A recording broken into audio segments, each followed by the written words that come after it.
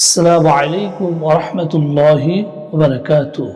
প্রিয় দিনী ভাই ও বোনেরা, আমরা সকলে বাথরুমের ভিতরে প্রবেশ করি, কিন্তু আমরা কি জানি বাথরুমের ভিতরে বিভিন্ন প্রকারের অনিষ্ট শয়তান জিন সেখানে বসবাস করে।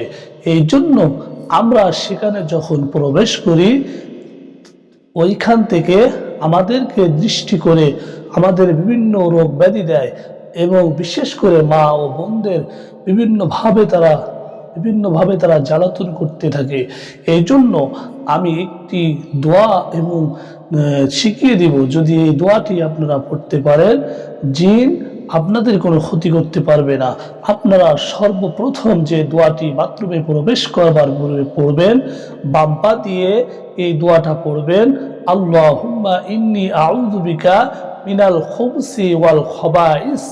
আপনারা বাথরুম থেকে বের হওয়ার সময় এই দোয়াটা পড়বেন, গুফরানাকা আলহামদুলিল্লাহিল্লাযী আযহাবা আন্নিল আযা ওয়া আফানি।